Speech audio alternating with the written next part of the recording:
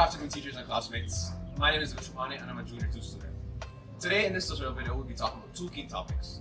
Intro to the core topics of computer science, such as programming, networking, and database, and how topics like economics and Bible history go hand in hand with computer science and combine to make a positive impact on this world.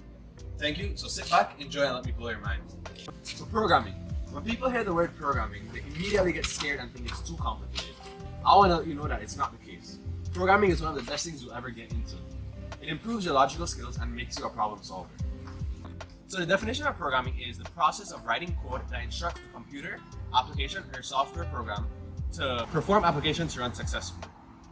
So in the definition, it properly implies that you are creating an application and it is doing what you instructed. So you're considered a creator if you are a programmer. So there are many languages in programming, such as C++, Java, Python, and many more. Today we will be comparing two programs and we'll be talking about one. So the two programs we'll be comparing is C++ and Python. And the one program we'll be talking about and introducing you about is Python. So when we're first introduced to programming, we start learning algorithms, which is a basic introduction before we start learning languages such as C++ and Java. So each language is unique when it comes to aspects such as syntax, comments, output statements, input statements, and many more. So Python is no different. When it comes to Python, we notice that it's very similar to algorithms. For example, output statements in both algorithms and Python are almost identical. So now we will be writing a simple program using the language of C++. We will ask the user to enter their name and the program will output their name. Simple, just to test it out. So for this, we will need a data type string. So we declared our data type. Now we'll have to declare our variable string. Now we'll declare our variable, which is num for name. I usually like to abbreviate. So now we'll ask the user to output their name, to enter their name. So please enter your name. Oh, and I almost forgot. This thing on line number 1 is called our internal documentation. This is basically something to let other programmers know that this is your program and you've written it. So I wrote this program is written by D, which stands for Vishwamani, on the date, which is January 31st, 2021. So let's continue. Please enter your name, and we'll put two alligator modes and inline, and L stands for inline, and that's semicolon. So now we'll ask the user to enter it, cin. So now we'll allow the user to enter by putting num, which is the variable. And now we'll have the program output the name. So cout, alligator mouse, double quotations. We will tell them your name is, now we'll put two alligator mouse here, put the word num, and close it off, end line, and semicolon to close it off.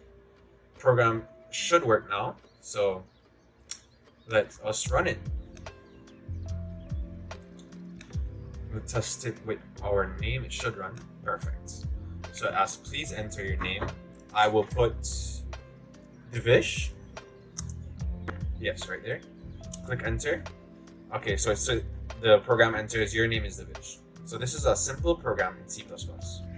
So now we will be writing the same program in Python. So input statements, output statements, and internal documentations are all written in a slightly different way, but are basically the same. So for internal documentation in Python, we will now use a hashtag sign and write the same thing. This program is written by D Hook on 31st 01/21. In Python, the way it works is we declare our string, since our name is our string, in one line as we input our name. And we don't have to output the full word of string. You just have to abbreviate it as str. So now we will put open quotations, input, because we will be inputting our name, close this. Open another quotation here, close this. Open quotation, double quotations. Please enter your name. Now we will close them both, 1 and 2. Now we will put our output statement, print, and right here, num. Now it should work. Let's see. Please enter your name. I will put my name is Divish. Enter, and it opens Divish. Perfect. That is a simple programmer in Python. So the definition of networking is the process of connecting two or more computers with the purpose to share data, provide technical support, and to communicate. So when I hear this, I immediately think how productive and efficient businesses or companies can be with a networking system. Having a network system in a company can make work so much more efficient. For example, it is so much easier to transfer files from one device to the next if they're connected to the same network system. So there are many benefits of having a computer network. One of the main benefits is that you don't have to individually connect your devices to a hardware system such as a printer or a scanner. If you have all your computers or all your devices connected to one network, all of you can access that same printer or scanner in one. So you don't have to individually connect to print one single piece of paper. So there's certain protocols and processes for a computer network to run successfully. Today we'll be talking about VTP, which stands for VLAN Trunking Protocol. So a VTP is a Cisco proprietary protocol used by Cisco switches to exchange VLAN info. So VTP enables switch networks solutions to scale to large sizes by reducing the network's manual configuration needs. So now we will be doing a VTP. So for this you will need a 2960 switch, and we'll wait 1 second for it to fully boost. Should be ready. Let's check it out. So let's go to the command line interface. Let's get started. So we'll click on enable, and we'll go to global configuration. Now we need to change a VLAN's name, so it's VLAN 10. So go to VLAN config. Now we will change the name to, let's change it to Divish. Exit. Now we could show VLAN brief. Now as you can see here, VLAN 10 is named Divish. So we click exit. Now we start over. Enable, go to global config, conft, and now we will do the VTP, the VLAN Trunking Protocol configuration. So VTP space question mark. So as you can see, it's asked for domain, mode, password, and version. So we'll start off with VTP domain. We'll name it BHS. So it changed from null, which is nothing, to BHS. Now we will set a VTP password tab. Oh, my bad, my mistake. VTP password to, let's just name it Divish 123. So it changed to Divish 123. Now we will change the version, VTP version 2. Set up as VTP version 2. And now we will put VTP mode server. Now it's already set as VTP mode as server. That is just a practice that you keep on doing. So for the mode, they have 3 different types of modes. They have server mode, client mode, and transparent mode. If you want to change the mode, all you have to do is instead of server, you put either transparent if you want transparent, or client if you want client, and it'll be that mode that you chose. And yes, so now all we do is exit, and we're set. So the definition of database is an organized collection of data, typically stored electronically in a computer system. So simple databases are very crucial. For example, let's say you own a wholesale business. You'll need a database to keep track of inventory, sales, and you'll need to monitor many more things. If you don't have a database, you'll have to update these things manually, and you'll tend to make mistakes. So now we'll be talking about SQL, which stands for Structured Query Language. So SQL is a programming language that communicates with a database. So the language is also designed to facilitate, manipulate, store, and retrieve data. So a few features and benefits of SQL are that it is easy to learn, it is portable, it allows multiple views, and it is a well-defined standard.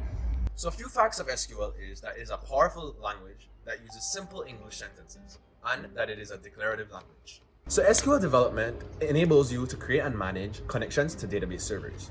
Data modeling allows you to create models of database schema graphically by using reverse and forward engineering. Server administration enables you to administer MySQL servers instances by monitoring the MySQL server performance.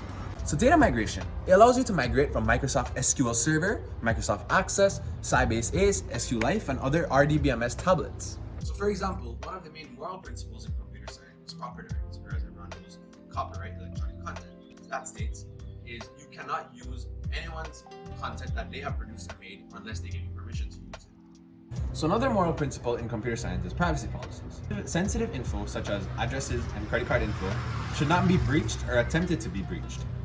So for example, back in 2013, there was a breach in privacy in a general store in America called Target. So more than 40 million credit card accounts had been accessed. So these credit card infos could lead to identity theft, bank account clearance, and many more horrible things. What we all need to understand is that people work hard for their money. And for someone to just hack into a store and steal credit card infos and just make millions and steal millions of dollars like that isn't a good thing to do. People work hard to put food on their table for their families. So now we'll be moving on to economics. A big part of economics is the supply and demand aspect. Supply is basically when there is a product and it is being met and people are buying it to the full of its capability. Demand is when there's a shortage of a specific product and people are asking for it and it is high in demand. So as you know, supply and demand does not only revolve around products and items. They are everywhere in the world, whether it's people, whether it's sports, it's everything. So for example, many companies, especially successful ones, are comprised of many different departments to make it run smoothly. Let's deconstruct a company, shall we? So a standard company is comprised of basically three components: an IT department, an advertising department, and a production department. All these departments require professionals, especially in the IT department. In most companies, IT departments are very short-handed and require and demand professionals, especially in Belize. So in a third world country like Belize, having IT professionals can be really beneficial in terms of enhancing local businesses and companies with benefits such as security, advertisement, efficiency in terms of online ordering, and many more benefits. So I just want to thank you guys for listening. This really means a lot to me. So I just want you guys to move on forward and to always consider taking computer science as a major track because it is really interesting, fun, and beneficial to the future.